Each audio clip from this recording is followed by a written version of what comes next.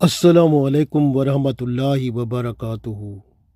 अल्लाह ताला कुरान पाक में इरशाद फरमाता है, औज़ु बिल्लाहि मिनश शैतानिर रजीम, बिस्मिल्लाहिर रहमानिर रहीम। या अय्युहल्लज़ीना आमनू लिमा तक़ूलूना मा ला तफ़अलून। या अय्युहल्लज़ीना आमनू, ए ईमान वालो, लिमा तक़ूलूना, तुम वो क्यों कहते हो, मा ला तफ़अलून, जो तुम करते नहीं हो। यानी बंदे को वही कुछ कहना चाहिए जो वो कर सकता हो, वरना खामोश रहे। कबुर मक्तन इंदल्लाह मा ला तफ़अलून। तो अल्लाह फरमाता है कि अगर आप जो कुछ कहते हो उस पर अमल करके दिखाओ। अगर उस पर अमल नहीं करते तो फिर कहो ना, खामोश रहो, क्योंकि ये अल्लाह को नाराज़ कर देने वाला काम है। और कुरान पाक में अल्लाह ताला ये भी इरशाद फरमाता है कि लोगों के साथ जब बात करो तो हुस्न सलूक से करो। वकूलू लिन्नासी हुस्ना, तो लोगों से जब बोलो तो हुस्ना, खूबसूरती से, अच्छे अखलाक से बात करो। और कुरान पाक में ये भी मौजूद है, लक़द कान लकुम फ़ी रसूलुल्लाहि उस्वतुन हसना, कि आपके लिए सबसे बेहतरीन नमूना रसूलुल्लाह सल्लल्लाहु अलैहि वसल्लम की ज़ात पाक है, उनका इखलाक है, उनका किरदार है, उनकी सीरत है। आप उस पर अमल करो, उन जैसे बन जाओ, तो दुनिया और आखिरत में आप अल्लाह के यहाँ उसका अजर व सवाब पाओ। सबसे बड़ी बात यह होती है कि जब बंदा कोई काम करता है उसमें नीयत को साफ करे, क्योंकि इन्नमल आमालो बिन नियात, आप सल्लल्लाहु अलैहि वसल्लम ने फरमाया कि आमाल का दारो मदार नीयत पर होता है। अगर आपकी नीयत खालिस है, रज़ाए इलाही पर है, तो अल्हम्दुलिल्लाह आपको उसका अजर मिलेगा, नीयत करने का सवाब मिलेगा। फिर जब आप काम करेंगे, फिर काम करने का सवाब 10 गुना, 70 गुना, 700 गुना, या फिर इतना ज़्यादा कि बंदा शुमार ही नहीं कर सकता। ये फिर आपके खलूस पर और कितना रज़ाए इलाही की तरफ आपका रुझान है, उसको देख कर अल्लाह ताला आपको अजर व सवाब अता फरमाता है। और जब आप किसी से सलाम करो तो खंदा पेशानी से करो, मुस्कुराते हुए चेहरे से सलाम करो। और क्योंकि जब सलाम करोगे मुस्कुराते हुए चेहरे से और मुसाफा करोगे, तो ये फ़ख्र गुरूर और तकब्बुर जो आप में पैदा होने वाला है या हो चुका है, उसको तोड़ देगा। इस तरह से आपके अंदर कीना जो है उसको ख़त्म कर देगा। आपके अंदर हसद जो है वो जाता रहेगा। आपके अंदर अल्लाह और उसके रसूल सल्लल्लाहु अलैहि वसल्लम की तरफ रुझान पैदा होगा और शैतान से छुटकारा होगा। बरकत, रहमत और मग़फ़िरत जो है वो आपके हिस्से में आ जाएगी। इसी तरह आप अगर किसी मुसलमान भाई को गले मिलते हैं, मोहब्बत और खलूस कितना है आप में, तो वो है। अगर मोहब्बत और खलूस आपके अंदर है, जब आप गले मिलते हैं तो आपके गुनाह माफ़ होते हैं। बुज़ुर्गों का हाथ चूमना भी सुन्नत है। निगाहें नीची करना, कि अगर जब आप देखें औरतें हैं तो आप निगाहें नीची कर लें, और वैसे भी कोई चीज़ें दूसरों की हैं तो आपको क्या देखने की ज़रूरत है, अपने निगाहें नीचे करके गुजरें और इधर उधर झांक तांक ना करें। बेहुदा फजूल बातें ना करें, क्योंकि बेहुदा फजूल बातें जितना आप करेंगे ना, उतना आपका दिल सख्त हो जाएगा, और जो दिल सख्त हो जाता है ना, उस पर अल्लाह की रहमत फिर नहीं होती, शैतान ही उसके करीब आता है। फिर वाज़े कलाम जो है पेश करें, यानी जो बात करनी है उसको वजाहत के साथ करें ताकि अगले बंदे को समझ आ जाए। और मियाना रवि के साथ करें, यानी ना तो आप चीख कर बोलें, ना आप जो है आहिस्ता बोलें, दरमियाना तरीका इख्तियार करें। और दरमियाना तरीका जो होता है, दरमियाना लहजा जो होता है ना, वो सबसे बेहतरीन होता है। जन्नत के जो महल हैं ना, वो अच्छी गुफ्तगू के मुंतज़िर हैं। ज़बान और शर्मगाह की हिफाजत जो है वो जन्नत की ज़ामिन है, क्योंकि रसूलुल्लाह सल्लल्लाहु अलैहि वसल्लम ने फरमाया था कि आप دو چیزوں کی ضمانت دے دو تو میں آپ کو جنت کی ضمانت دیتا ہوں، زبان اور شرمگاہ کی۔ تو ان کی حفاظت کر لو گے تو جنت میں آپ کا جو ہے گھر ضرور بن جائے گا۔ رسول اللہ صلی اللہ علیہ وسلم فرماتے ہیں ہلاکت ہے اس کے لیے جو دوسروں کو ہنسانے کے لیے جھوٹ بولتا ہے۔ آپ نے دیکھا ہوگا بہت سارے لوگ جس کو ہم کامیڈی کہتے ہیں، کامیڈی تھیٹر، اس میں ہنسانے والے ہوتے ہیں نا، تو لوگ ٹکٹ لے کر جاتے ہیں اس کو، وہ جب کہ ہنسانے والا جو ہوتے ہیں وہ کسی کی ہوٹنگ کرتے ہیں، کسی کی غیبت کرتے ہیں، کسی کی چغلی کرتے ہیں، کسی کے چہرہ بناتے ہیں، کسی کے جھوٹا چہرہ بناتے ہیں، کسی کی نقل کرتے ہیں۔ تو وہ قرآن پاک میں سورہ حجرات میں اللہ فرماتا ہے وَلَا تَنَابَزُوا بِالْأَلْقَابِ، وہ دوسروں کے لقب اور نک نیم اور اس طرح کے بناتے ہیں، تو جھوٹ بول کر آپ کو جو ہے ہنساتے ہیں، اور آپ جھوٹ بول کر جو وہ کام کرنے والے ہوتے ہیں، اللہ کے رسول صلی اللہ علیہ وسلم فرماتے ہیں ان کے لیے ہلاکت ہے جو دوسروں کو جھوٹ بول کے ہنساتا ہے۔ اور وہ اگر وہ ہلاکت والے لوگ ہیں اور آپ ان کی بات کو جس سے ہلاکت جس میں چھپی ہوئی ہے تو آپ اس کو خریدنے کے لیے پیسے دیتے ہیں، ٹکٹ لیتے ہیں، تو گناہ کو آپ خریدتے ہیں پیسے سے۔ جس طرح آپ فلم دیکھنا چاہتے ہیں، سینما جاتے ہیں، تو سینما میں فلم جو دیکھنا ہے، فلم دیکھنا آپ کون سی آپ بتائیں کہاں پہ شریعت میں لکھا ہے کہ فلم دیکھنا حلال ہے؟ تو فلم دیکھنا جائز نہیں ہے نا۔ تو فلم دیکھنے کا مطلب ہے ایک چیز اللہ اور اس کے رسول صلی اللہ علیہ وسلم اور شریعت میں منع ہے، تو آپ اس کو کرنے جا رہے ہیں، گناہ کا کام کرنے جا رہے ہیں نا۔ تو وہ جو پیسے آپ اس پر ٹکٹ پر فلم کی یا سینما کا ٹکٹ پر پیسے لگاتے ہیں تو وہ گناہ ہی خرید رہے ہیں نا، وہ پیسے آپ نے گناہ کو خریدا ہے پیسوں سے۔ تو اس لیے پیسوں سے گناہ کو خریدیں گے تو پھر دنیا تو مل جائے گی لیکن آخرت میں حصہ ختم ہو جائے گا۔ اس لیے جب کوئی بات بندہ کر رہا ہو نا آپ سے، یہ بھی اس کا ادب ہوتا ہے کہ بات کو سنیں، مخاطب کی بات کو کاٹیں نہیں، اور نہ اس کی نقل اتاریں اور نہ کہہ کے لگائیں، بلکہ اس کی بات کو غور سے سنیں۔ اگر کوئی بول رہا ہے، بات کر رہا ہے، اور آپ ہنسنا شروع کر دیتے ہیں، کہہ کے لگانا شروع کر دیتے ہیں، تو آپ کا دل مردہ ہو جاتا ہے اور آپ کا وقار جو ہے وہ مجروح ہو جاتا ہے۔ اس لیے فضول باتوں کی بجائے خاموشی کو ترجیح دیں، مختصر بات کریں، جامع بات کریں اور ضروری بات کریں، ورنہ خاموش رہیں۔ فضول بات کرنے والے پر شیطان غلبہ پا لیتا ہے اور پھر اس کو غیبت، چغلی، بہتان اور اس طرح کی گندی باتوں میں لا کر گناہگار کر دیتا ہے۔ حضرت عیسیٰ علیہ السلام فرماتے ہیں کہ باطونی شخص وہ ہوتا ہے جس کا دل سخت ہو جاتا ہے۔ تو باطونی زیادہ باتیں کرنے والا جو ہوتا ہے نا اس کا دل سخت ہو جاتا ہے، اور سخت دل والا جو ہوتا ہے نا وہ اللہ کی رحمت سے پھر محروم ہو جاتا ہے۔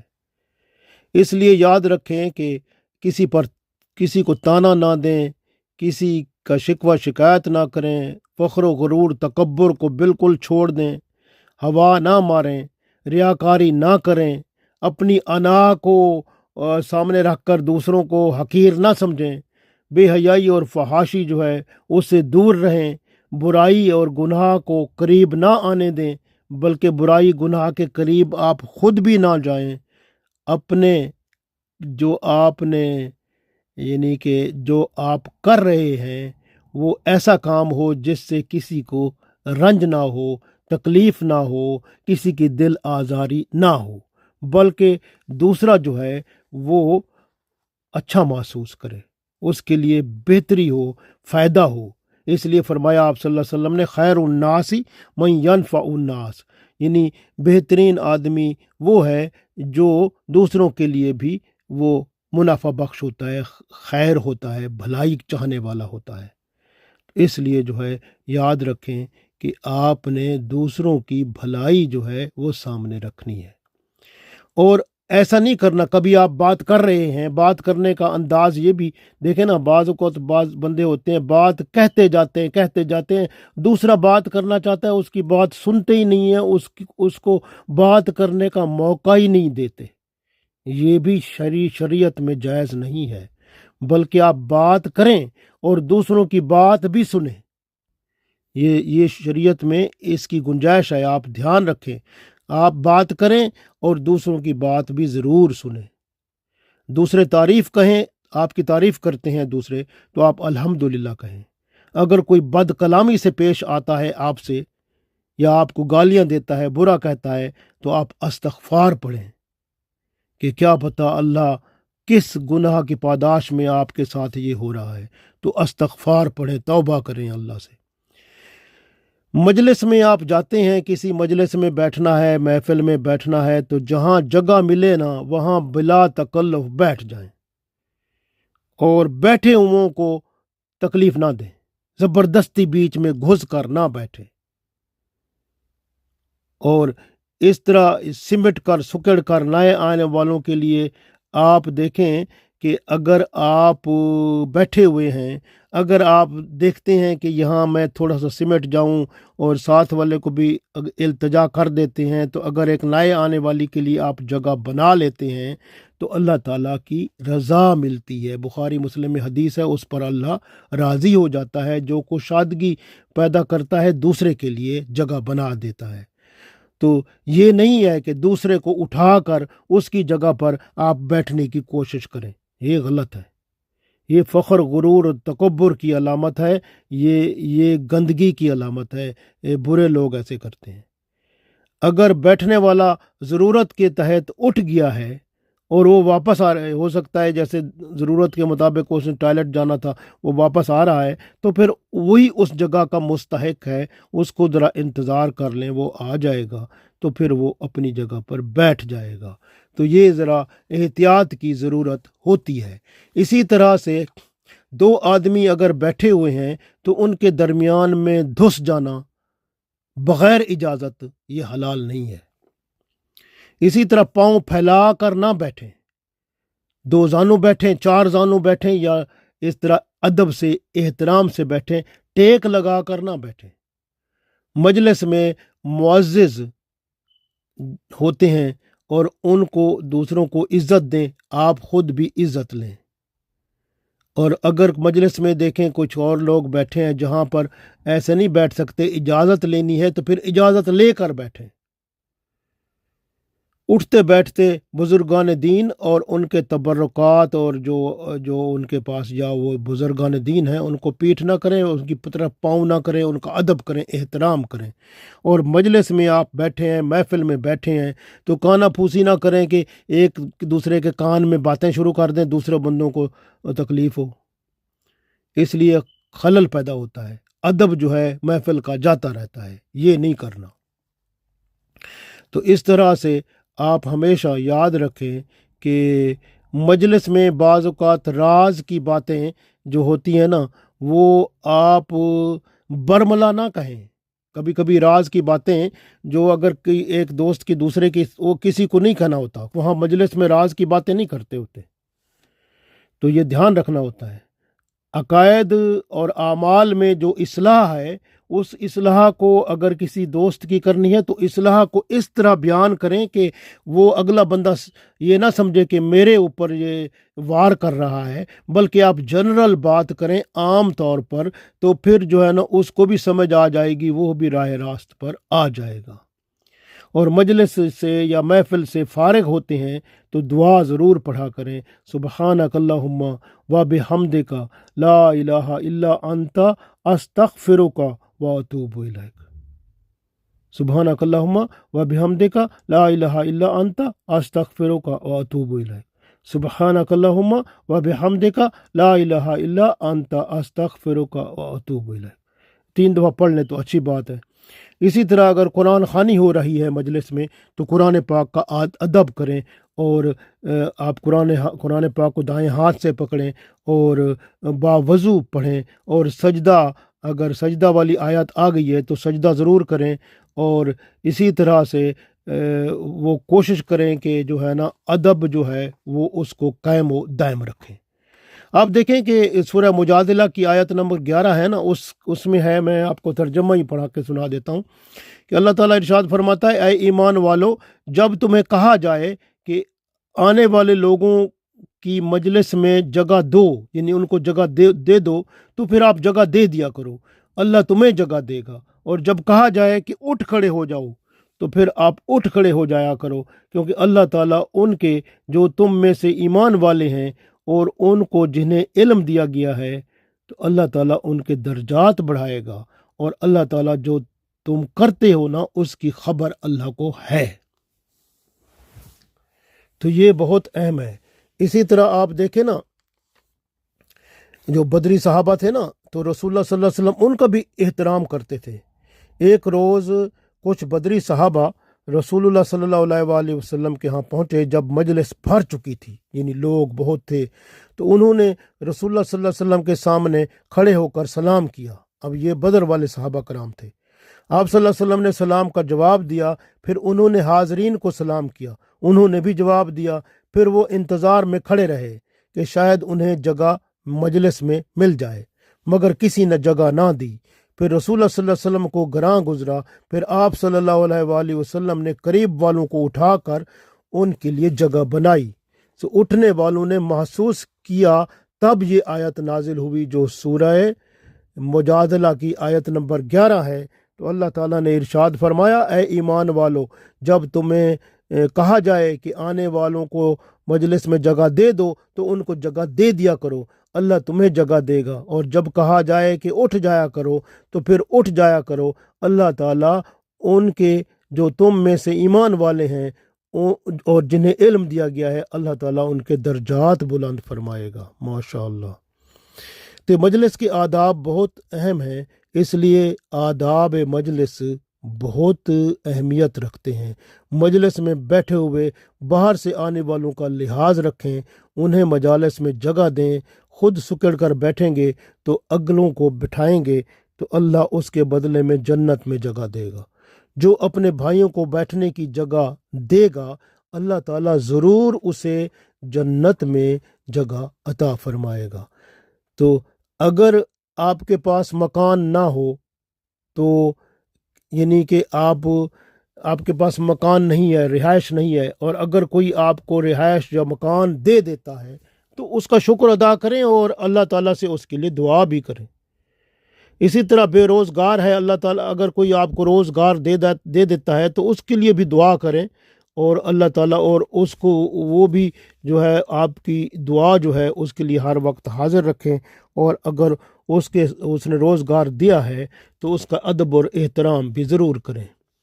اسی طرح کوئی مہاجر ہے، کوئی ہجرت کر کے آیا ہے، تو آپ کے پاس گنجائش ہے تو اس کی رہائش کا انتظام بھی کر سکتے ہیں، ضرورت زندگی کی چیزیں بھی دے سکتے ہیں۔ اسی طرح مجلس میں نے عرض کیا کہ جگہ اگر دیں گے تو آپ کو اللہ قیامت کے دن جنت میں جگہ ضرور دے گا۔ رزق میں کمی ہے تو اللہ رزق دنیا میں بھی کشادہ کر دے گا، تو اسی طرح آخرت میں بھی اللہ تعالیٰ رزق جو ہے وہ بڑھا دیتا ہے۔ آنے والے جو ہیں وہ جو پہلے سے بیٹھے ہوئے ہیں ان کو ہرگز نہ اٹھائیں اور اٹھا کر ان کی جگہ پر نہ بیٹھیں۔ یہ جو ہے نا مجلس کا جو ادب ہے نا اس کے خلاف ہے کہ آنے والے جو ہیں وہ جو بیٹھے ہوئے ہیں ان کو اٹھا کر وہاں بیٹھ جائیں، یہ اسلام اجازت نہیں دیتا۔ اگر مسجد میں کوئی بیٹھا ہوا ہے، کسی کو اجازت نہیں کہ اسے اٹھا کر خود اس کی جگہ پر بیٹھ جائے، یہ یاد رکھیں۔ لیکن اگر کوئی شخص اپنے ساتھی کے لیے کوئی جگہ دے دیتا ہے بذات خود، یا جا نماز بچھا دیتا ہے، تو پھر اس کا شکریہ ادا کریں، تو وہاں آپ بیٹھ سکتے ہیں۔ جب حاضرین مجلس کو کہا جائے چلے جائیں تو پھر چلے جانا چاہیے، ورنہ اہل خانہ اور میزبان، جیسے آپ کسی کے ہاں میزبان گئے ہیں، مہمان بن کے گئے ہیں، اگر میزبان جو ہے وہ ابھی کہتا ہے کہ گھر میں آپ تھوڑا سا باہر بیٹھتے ہیں، ابھی گھر میں تھوڑی دیر ہے کھانے پکانے کو، تو پھر اندر بلائیں گے، تو آپ پھر باہر بیٹھ جائیں۔ ایسا نہ ہو کہ آپ اس کو کہیں نہیں جی میں تو بیٹھتا ہوں اندر، ٹھیک ہے، یہ اس طرح گناہ ہوتا ہے، اور اس کے ساتھ اس طرح فری ہونے کی کوشش نہ کریں، یہ اچھی بات نہیں ہے اور اسلام میں اس کی اجازت نہیں ہے۔ اسی طرح اگر کسی کے گھر میں بیٹھتے ہیں تو ان کی عورتوں پر نظر نہ رکھیں اور نہ ہی ان کی چیزوں پر نظر رکھیں، بلکہ جو کچھ جس مقصد کے لیے دعوت کھانے کے لیے بلایا گیا ہے تو وہ پوری کریں، اس کے بعد آپ وہاں سے آرام سے رخصت ہوں۔ گھر کی مجلس میں ادب بہت ضرورت ہے ادب کی، اور بات کرنے میں بھی احتیاط کریں، اور میں نے کہا جیسے دوسروں کی چیزوں پر نظر نہ رکھیں، جس جگہ بٹھایا جائے وہیں پہ بیٹھیں اور کسی اور جگہ بیٹھنے کی ضد نہ کریں، اور نہ کوئی وہاں کسی کے گھر میں فرمائش کوئی کریں، جو مل جائے وہ کھائیں، اور نکتہ چینی بالکل نہ کریں، اور خوشی و مسرت کا اظہار کریں۔ جب محفل ختم ہو جائے تو آرام سے باہر نکل جائیں، وہاں بیٹھے نہ رہیں۔ یہ ہے اسلامی محفل میں بیٹھنے کا طریقہ۔ جو عالم دین ہیں ان کا احترام کریں۔ حضرت عمر رضی اللہ تعالیٰ عنہ جو ہیں وہ یعنی وہ عالم دین جو ہوتا تھا اس کی بڑی قدر کرتے تھے، اور اسی طرح جو بوڑھے ہوتے ہیں ان کی بھی قدر کریں، اور ان کو اگر آپ کو اللہ نے عزت دی ہے تو ان کو آپ بوڑھوں کو بھی اپنے قریب بٹھایا کریں، عزت دیا کریں۔ اس طرح سے قیامت کے دن 3 گروہ جو ہیں شفاعت کریں گے۔ پہلا گروہ انبیاء کرام کا ہوگا، پھر علماء کا ہوگا، عالم دین ہوں گے، پھر شہداء شہید جو ہوں گے وہ ان کا بھی گروہ ہوگا، وہ بھی شفاعت کریں گے۔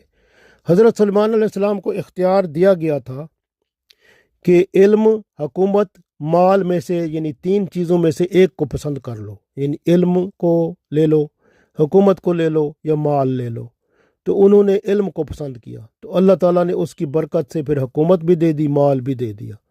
تو اس لیے یہ دیکھیں علم جو ہوتا ہے یہ اللہ تعالیٰ کی طرف سے بڑی دولت ہوتا ہے، اللہ تعالیٰ کی رحمت ہوتا ہے۔ علم حاصل کریں دین کا، اور پھر اس کو دوسروں تک پہنچائیں، اور دنیا اور آخرت میں پھر آپ اجر و ثواب جو ہے اس کا پائیں۔ آمین۔